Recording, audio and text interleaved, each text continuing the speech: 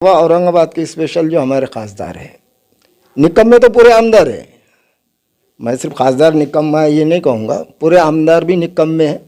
लेकिन खासदार को एक थोड़ा एटीट्यूड है, एक घमंड है। वो पहले तो हमारे जैसे पार्टियों को छोटी मोटी पार्टियां बोलते हैं और छोटी मोटी पार्टियों से वो थोड़ी बात करेंगे। ये भाजपा का आमदार हो गया, शिवसेना का आमदार हो गया, एमआईएम का खासदार हो गया। ये वाकई में काम करना चाहते तो 20 करोड़ का निधि जो पास हुआ है, जो आया हुआ है, जो मिलना चाहिए, इनके एक लेटर पे एक कॉल पे मिल जाएगा। लेकिन कहते हैं ना कि इच्छा शक्ति चाहिए, इनकी करने की इच्छा शक्ति नहीं है और उसमें दिलचस्पी भी नहीं है। आज लोगों को खाने पीने के लिए नहीं है, आज लोगों की बिजली काटे जा रही है। आज फाइनेंस वाला आके तुम्हारी 2 व्हीलर लेके चले जाते, फाइनेंस वाले आके गरीब रिक्शा वाला जो रिक्शे पे उसके 4 बच्चों के पेट भर रहा उसके रिक्शा लेके चले जा रहे। तो मैं ये प्रशासन और आमदार खासदार से कहूँगा कि भैया पहले 2 वक्त के खाने का इंतज़ाम करो, खेलने की बात बाद में करना। वो लोक विकास परिषद का काम बोलता है और उन्होंने हमारी बात को तवज्जो देते हुए तुरंत 20 कोटी रुपए जो यहाँ के आयुक्त की मागणी थी उसको मंजुरी दे दी है। 15 दिवसानंतर जर धनंजय मुंडे साहेबांनी जो आम्हाला शब्द दिलाय तो व्यवस्थित पाळला नाही तर आमच्या लोक विकास परिषदेच्या वतीने आम्ही या ठिकाणी आंदोलन छेडू।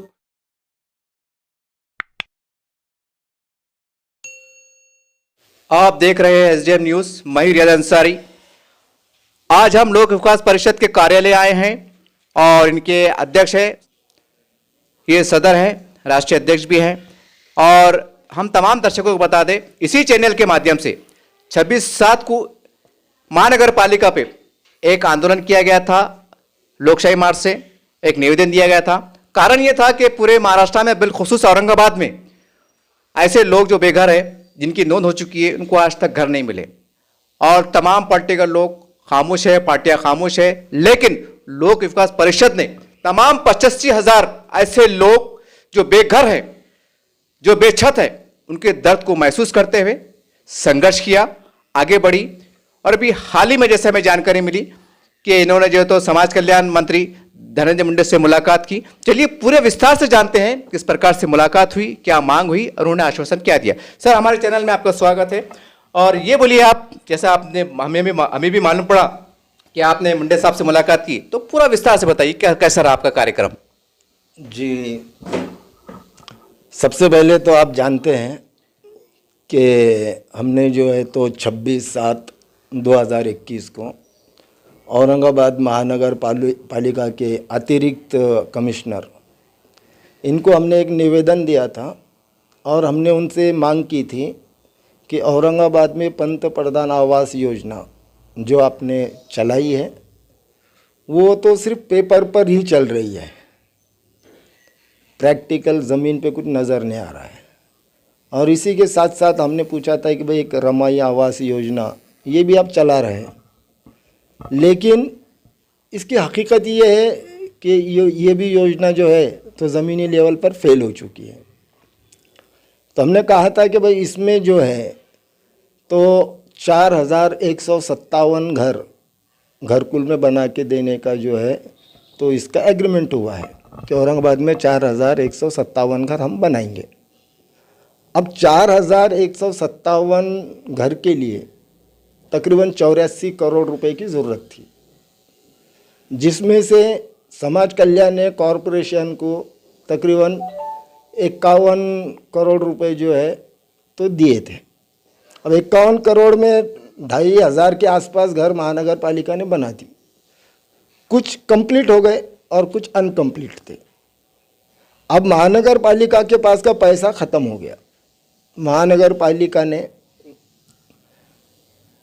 2019 से कल तक समाज कल्याण मंत्रालय से निधि मांगा, बार बार निधि मांगा, 4 बार उन्होंने निधि मांगा और महानगर पालिका ने वो निधि की कॉपी भी हमको दिए कि भैया हम तो काम कर रहे हैं लेकिन हमारे को जो निधि है वो पूरा नहीं आ रहा है। जितना निधि आया था वो काम हम कर चुके और अब हमारे पास बिल्कुल भी निधि नहीं है, इसलिए जब तक निधि आता नहीं काम आगे होगा नहीं। तो तब हमने उनसे कहा कि आप समाज कल्याण को पैसे मांग रहे हैं, निधि मांग रहे हैं, इसका सबूत दीजिए। फिर उन्होंने कागज़ निकाल कर हमको दिए, हम भी आपको दे देंगे वो और उसमें उन्होंने बताया कि 4 बार जुलाई 2019 से परसों तक 4 बार महानगर पालिका ने समाज कल्याण को निधि मांगा कि आप 20 करोड़ रुपए जो है तो महानगर पालिका को दे दो, ताकि औरंगाबाद में जो अधूरे घर है और नए जो शुरू करना है वो घर का, हम घरकुल का, रमाई आवास योजना के घरकुल का काम हम कर सके। लेकिन उनको निधि नहीं दिया गया था। जब ये बात हमारे समझ में आई तो फिर हमको याद आया कि कुछ दिन पहले औरंगाबाद में समाज कल्याण मंत्री श्री धनंजय मुंडे जी ये औरंगाबाद आए थे और उन्होंने भी यहाँ घोषणा की थी। उन्होंने घोषणा की थी कि हम जो है तो 10-15 दिन में जो है तो यहाँ पे निधि उपलब्ध करा देंगे, लेकिन उसको शायद 7-8 महीने हो गए, निधि उपलब्ध नहीं हुआ। ये सारी चीज़ें जब हमारे दिमाग में आई, हमारे जहन में आई, तो हमने सोचा कि ये चीज़ का पीछा करेंगे, क्योंकि एक निवेदन देकर अपनी पीठ थपथपाना इसको हम काम नहीं समझते। काम ये है कि काम जब तक होता नहीं तब तक उसका पीछा किया जाए, तो काम का ही पीछा करना चाहिए।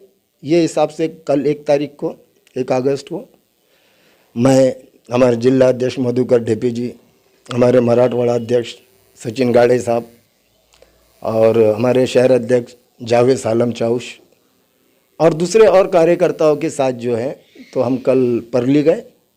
वहाँ पर हमने धनंजय मुंडे जी से मुलाकात की और उनको बताया कि साहब, आप जिस पद पर काम कर रहे हैं, आप न्याय मंत्री हैं, आप जनता के साथ न्याय कीजिए, आपके हाथ में है, आप थोड़ा सा कलम चला देंगे तो लोगों के टूटे हुए छत बन जाएंगे। और बात की गंभीरता को समाज कल्याण मंत्री, जिसे हम न्याय मंत्री कहते हैं, उन्होंने भी गंभीरता से लिया और हमारे सामने ही उन्होंने एंडोर्समेंट किया और ओरल भी, ज़बानी भी हमसे कहा कि औरंगाबाद रमाई आवास योजना, जिसको हम घरकुल कहते हैं, ये मैंने ऑर्डर कर दिया है।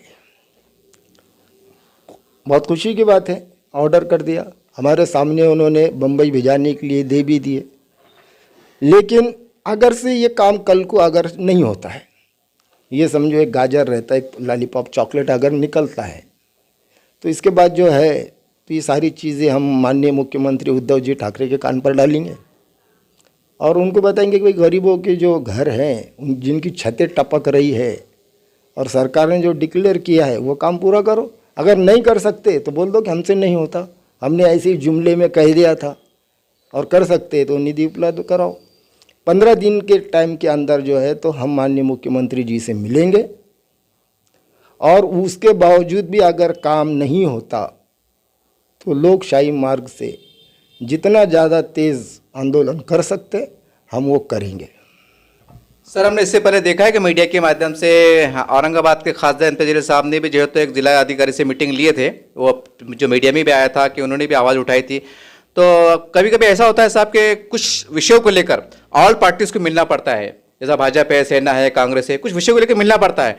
साहब, ये सेंट्रल गवर्नमेंट का विषय है, खासदार साहब यहाँ पार्लियामेंट से हमारी मतलब यहाँ की नुमाइंदगी करते, नेतृत्व करते, तो आपने अपने पार्टी लेवल के ऊपर थोड़ा सा उससे भी चर्चा की कि भाई एक बहुत बड़ा विषय है, हज़ारों लोगों का मसला है और इसके ऊपर आप कुछ कीजिए। देखिए, बात खासदार, आमदार और कांग्रेस, राष्ट्रवादी, शिवसेना, बीजेपी, MIM, ये असल, और दूसरी बात, ये सारे लोगों के अलावा औरंगाबाद के स्पेशल जो हमारे खासदार हैं, निकम्मे तो पूरे आमदार हैं। मैं सिर्फ खासदार निकम्मा ये नहीं कहूँगा, पूरे आमदार भी निकम्मे हैं। लेकिन खासदार को एक थोड़ा एटीट्यूड है, एक घमंड है। वो पहले तो हमारे जैसे पार्टी को छोटी मोटी पार्टियाँ बोलते हैं और छोटी मोटी पार्टियों से वो थोड़ी बात करेंगे।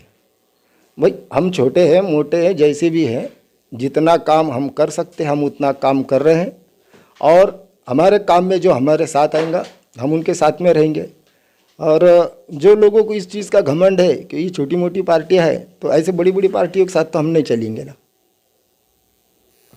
ऐसा माना जाए कि जैसा 85,000 लोगों के घर है, मतलब घर चाहिए, लोग बेघर लोग हैं, तो आखिर क्या कारण है साहब के इतनी बड़ी अभियान चलता है, 4 साल का वक्त बीत जाता है और यहाँ की जो भी है ऑल पार्टीज की लीडरशिप, जैसा आप आगे आए हैं, तो ये कहीं आगे नहीं आते, मतलब जैसा आप संघर्ष कर रहे हैं, धरना दे रहे हैं, आंदोलन कर रहे हैं, इसका क्या कारण है साहब कि ये इन्होंने सरकारों के हाल पे छोड़ दिया है कि बस मामला चल रहा है?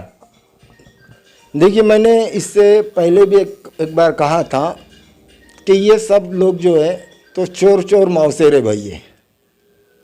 कांग्रेस, राष्ट्रवादी, सेना, भाजपा, ये सारे लोगों का मतलब सिर्फ ये रहता है कि किसी भी तरीके से हम इलेक्शन जीते, और इलेक्शन के वक्त ये अलग अलग रहते अपने अपने वोटरों को बहकाने के लिए जात का नाम लेकर, लेकिन काम के टाइम में और कमाने के टाइम में ये सब एक है। तो काम, आवाम का काम हो जाना, इसकी फिक्र मैं जिम्मेदारी से कह रहा हूँ, किसी पार्टी को नहीं है, किसी भी पार्टी को नहीं है। ये सिर्फ पब्लिक को धोखा देते हैं, जातिवाद का नाम लेके इलेक्शन के वक्त में आ जाना, और हम कुछ तो भी कर रहे, ये सिर्फ दिखाना। अगर से वाकई में ये खासदार हो गए, आमदार हो गए, ये भाजपा का आमदार हो गया, शिवसेना का आमदार हो गया, एमआईएम का खासदार हो गया, ये वाकई में काम करना चाहते तो 20 करोड़ का निधि जो पास हुआ है, जो आया हुआ है, जो मिलना चाहिए, इनके एक लेटर पे, एक कॉल पे मिल जाएगा। लेकिन कहते हैं ना कि इच्छा शक्ति चाहिए, इनकी करने की इच्छा शक्ति नहीं है और उसमें दिलचस्पी भी नहीं है, और करेंगे भी क्यों, फ़ायदा नहीं है। इसलिए ये लोग जो है तो काम करने पे इनका ध्यान नहीं है, इनका ध्यान सिर्फ इसलिए इस तरफ रहता कि जात के नाम पे लोगों को डिवाइड कैसा करे। सर, आजकल मीडिया के अंदर स्पोर्ट्स यूनिवर्सिटी को लेकर बहुत गहमा गहमी चल रही है और सभी पार्टी एक दूसरे पे आरोप भी लगा रही हैं, और हो सकता है आने वाले कुछ दिनों में बहुत बड़े लेवल पे धरना आंदोलन भी हो। तो लोक विकास परिषद, इसकी स्पोर्ट्स यूनिवर्सिटी के लिए अपनी भूमिका क्या है, ये आपका कहना क्या है? देखिए, सबसे पहले तो स्पोर्ट्स बाद में आएगा। आज पहले जो लोगों के पेट खाली है ना, पहले उसकी बात होनी चाहिए। और पेट भरा हुआ रहेगा तो इंसान खेलेगा कूदेगा। आज लोगों को खाने पीने के लिए नहीं है, आज लोगों की बिजली काटे जा रही है, आज फाइनेंस वाला आके तुम्हारी 2 व्हीलर लेके चल जाए, फाइनेंस वाले आके गरीब रिक्शा वाला जो रिक्शे पे उसके 4 बच्चों के पेट भर रहा, उसके रिक्शा लेके चले जा रहे। तो मैं ये प्रशासन और आमदार खासदार से कहूँगा कि भैया पहले 2 वक्त के खाने का इंतज़ाम करो, खेलने की बात बाद में करना। अच्छा, एक सवाल और भी है कि महाराष्ट्र में मौलाना आज़ाद फाइनेंस के जरिए से बहुत से लोगों को, युवाओं को, बेरोजगार लोगों को जो तो लोन मिल दिया जाता था।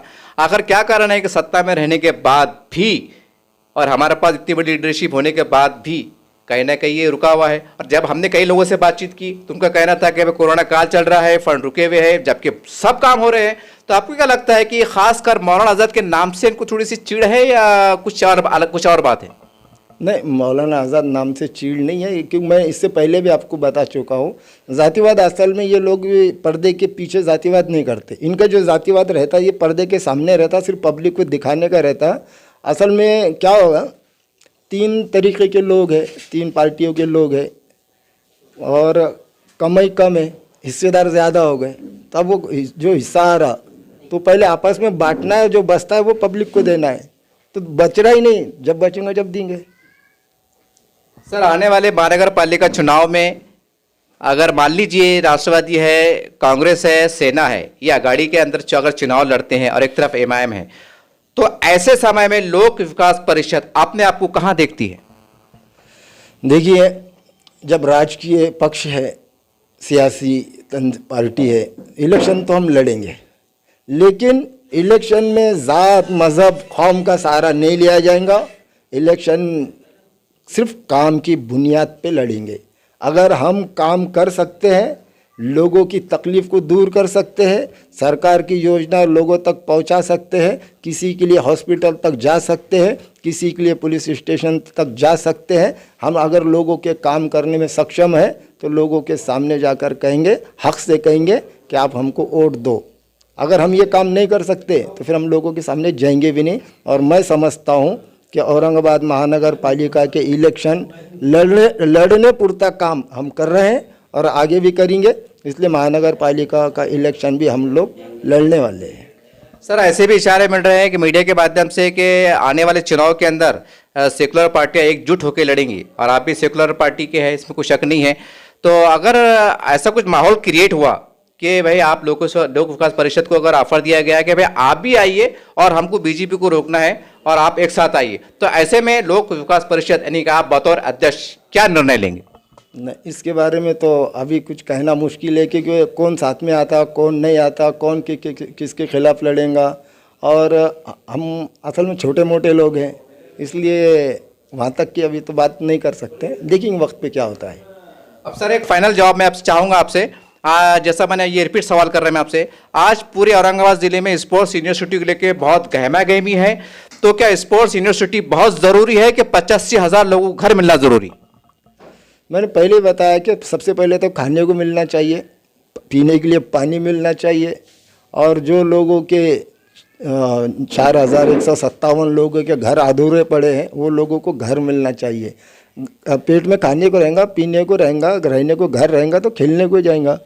खाने को नहीं है, पीने को नहीं है और दवा को पैसे नहीं है, खेलने को कहाँ से जाएगा? कोई ज़रूरत नहीं है उसकी। उस पर तमाशे कर सकते हैं और एक मुद्दा है, बस ज़रूरत नहीं है इसकी। ये थे लोक विकास परिषद के अध्यक्ष और बहुत सी बातें सामने आई। इसमें दो बात बहुत इनकी अहम है, हम तमाम दर्शकों को बता दें कि बहुत ही इन्होंने एक अंदर की बात कही है कि पेट में रोटी रहेगी तो खेलने को मन चाहेगा। सच्ची बात है, जब आपके पास रोजगार नहीं है, घर में आटा नहीं है, बच्चे भूखे हैं, तो कहां से खेलेंगे? कहीं ना कहीं ये एक बात सच होती है।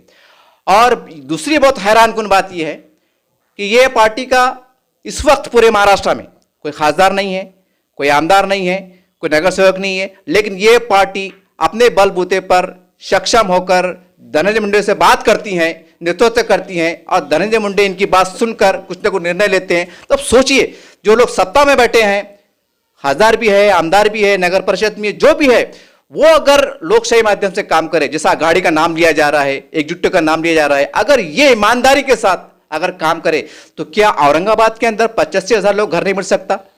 क्या सरकार इतनी कमजोर है?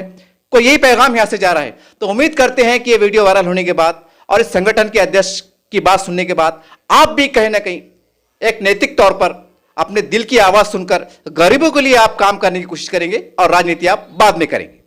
अब मेरे साथ मौजूद है लोक विकास परिषद के जिला अध्यक्ष मधुकर डेपे साहब। सर, ये लोग अपने आवास योजना के लिए आप गए थे, आपकी मुंडे साहब से मुलाकात भी हुई, तो क्या आप हमारे दर्शकों को बताना चाहेंगे और विस्तार से कि आपने किस तरह से बातचीत की और इसके परिणाम आने वाले दिनों में क्या आने वाले? आम्ही 1 ऑगस्ट रोजी परळी येथे माननीय नामदार धनंजय मुंडे साहेब यांना शिष्टमंडळासह भेटण्यास गेलो होतो। आमच्या लोकविकास परिषदेचे अध्यक्ष अब्दुल वाहिद साहेब आणि आमचं शिष्टमंडळ आणि स्थानिक कार्यकर्ते त्या ठिकाणी उपस्थित होते। त्या ठिकाणी मुंडे साहेबांना आम्ही सांगितलं की औरंगाबाद शहरामध्ये रमाई आवास योजना व पंतप्रधान आवास योजनेचं काम फार संत गतीने चालू आहे। रमाई आवास योजनेमध्ये आपण 2010ला ज्यावेळेस शासनाने योजना कार्यान्वित केली त्यावेळेस औरंगाबाद शहरामध्ये घरकुल कक्षामार्फत मनपाच्या वतीने जो सर्वे झाला होता आणि त्या सर्वेमध्ये 4,157 लोकांची यादी समाज कल्याणाने मंजूर केली होती। प्रत्येक लाभार्थ्यास 2 लाख रुपये याप्रमाणे आपण 83 कोटी रुपये या ठिकाणी देण्यास भाग पाहिजे होते, जेणेकरून आपण 4157 लोकांना लाभ देऊ शकत होता। परंतु आपण या ठिकाणी फक्त 51 कोटी रुपये दिल्यामुळे गेल्या 3 वर्षामध्ये सदरील योजना रखडलेली आहे। 51 कोटीमध्ये 2563 घरकुलाचं काम या ठिकाणी पूर्ण झालेलं आहे आणि निधी अभावी गेल्या 3 वर्षापासून रमाई घरकुल आवास योजना थांबलेली आहे। समाज कल्याणला औरंगाबाद विभागीय उपायुक्त यांना महानगरपालिकेने 4 वेळेस आपली मागणी केली। 4 वेळेस 20 कोटी रुपयाची मागणी या ठिकाणी महानगरपालिकेने ठेवली होती, परंतु 4 वेळेस स्मरणपत्र देऊनसुद्धा उपायुक्त यांनी आपल्याला समाज कल्याणच्या वतीने निधी आल्यानंतर आपल्यास पूर्तता करण्यात येईल असं सांगितलं। त्यावेळेस ज्यावेळेस महानगरपालिका नेमाने साहेबांना आम्ही भेटलो त्यावेळेस आमच्या लक्षात आलं की सगळं हे गोड बंगाल महानगरपालिकेभोवती फिरत नसून समाज कल्याणच्या वतीने फिरत आहे। त्यामुळं आम्ही काल वाहिद भाई यांच्या नेतृत्वामध्ये परळी गाठली आणि परळीला गेलो असता धनंजय मुंडे साहेबांच्या लक्षात आणून दिलं, साहेब आपण रमाई घरकुलसाठी 83 कोटी रुपयाचा निधी अपेक्षित होता, आपण 51 कोटी गेले. सीधा आहे की आपण 32 कोटी रुपये या योजनेसाठी कमी दिलेले आहेत. त्यामुळे सदर योजना पूर्णत्वास जाऊ शकत नाही. त्यामुळे उर्वरित निधी आपण 32 कोटी आम्हाला दिला पाहिजेत. त्यावर मुंडे साहेबांनी सांगितलं की औरंगाबाद महानगरपालिकेने आम्हाला 20 कोटीचा निधी मागितलेला आहे आणि तो मी तात्काळ तुमच्या निवेदनाला मान देऊन 20 कोटी रुपये मंजूर करत आहे. आपल्याला 15 दिवसामध्ये औरंगाबाद शहरामध्ये 20 कोटी रुपये आलेले दिसतील असं आम्हाला त्या ठिकाणी त्यांनी आश्वासन दिलं. अशा पद्धतीने आम्ही 15 दिवसानंतर जर धनंजय मुंडे साहेबांनी जो आम्हाला शब्द दिला आहे तो व्यवस्थितशीर पाळला नाही तर आमच्या लोकविकास परिषदेच्या वतीने आम्ही या ठिकाणी आंदोलन छेडू आणि महाराष्ट्राचे मुख्यमंत्री उद्धवजी ठाकरे साहेब यांच्याही कडे आमची ही मागणी राहील. जोपर्यंत ह्या लोकविकास परिषदेच्या वतीने सर्वसामान्याचे घरकुलाचा प्रश्न सुटत नाही तोपर्यंत आंदोलन जारी राहील. मी मधुकर ढेपे, जिल्हाध्यक्ष लोकविकास परिषद. अब मेरे साथ मौजूद है मराठवाड़ा अध्यक्ष सचिन गाड़े जी. सर, मेरा सवाल ये है कि आजकल आवास योजना को लेकर बहुत गहमा गहमी भी चढ़ रही हैं और जैसा जिस प्रकार से आप पढ़ रहे हैं तो कहने का मेरा सवाल सीधे तौर पे ये है कि और भी राजनीतिक पार्टी के लोग हैं जो सक्षम है एक काम करने के लिए, उनको आप संदेश क्या देना चाहते हैं और आपके बातचीत के परिणाम आने वाले दिनों में क्या निकलने वाले हैं? कल हम माननीय समाज कल्याण मंत्री धनंजय पंडित अन्ना मुंडे इनसे मुलाकात लेने के लिए परली बैजनाथ उनके पुश्तैनी गाँव गए थे. इसीलिए जाना पड़ा कि हम लेटर पे लेटर, लव लेटर दे रहे, इसका कुछ भी फ़ायदा नहीं हो पा रहा है. जल्दी से हम माननीय आयुक्त साहब को भी, नेमानी साहब को भी एक लेटर दिए थे. उन्होंने सीधा अपने ऊपर का निकाल के समाज कल्याण मंत्रालय पे ढकल दिया है. तो हमारा फ़र्ज़ बनता था कि समाज कल्याण मंत्री से मिलना, और वही हमने किया. हमसे मुलाकात लिए और जो 2550 ही घर अब तक बन चुके 51 कोटी में, और उनका उद्दिष्ट था कि 4157 घर बनाने का. भाई, अगर आप उद्दिष्ट कोई बना लेते हैं तो उसका फंडिंग भी तो होना चाहिए. सिर्फ बोलाची भात बोलाची कड़ी ऐसा तो नहीं चलेगा. आप जो बोलते हो करना पड़ेगा आपको, और नए करेंगे तो हम करवा के लेंगे. ये हमारी रणनीति है लोक विकास परिषद की. और उसी जानिब से हम परली बैजनाथ गए थे और उनके सवाल किया गया कि बाकी के 32 कोटी का क्या विषय है, ये आप फंड क्यों नहीं दे रहे लोगों को, क्या उनको आप अच्छे से घरों में देखना नहीं चाहते हैं. ये हमने उनसे सवाल किया और उनकी समझ में ये बात आ गई लोक विकास परिषद की. वो लोक विकास परिषद का काम बोलता है और उन्होंने हमारी बात को तवज्जो देते हुए तुरंत 20 कोटी रुपए जो यहाँ के आयुक्त की मांगनी थी उसको मंजूरी दे दी है. और यही लोक विकास परिषद की पहली जीत है. और इंशाल्लाह हम ये कहते हैं, और इसके अलावा भी अगर इन्होंने सिर्फ चॉकलेट दिया होगा तो हम संसद भवन तक ये मांगनी उठाएंगे और मजलूम लोगों को एक उनके आशियाने में बैठाने की पुरजोर कोशिश करेंगे. और यही हमारी आखिरी तक मंशा रहेंगी.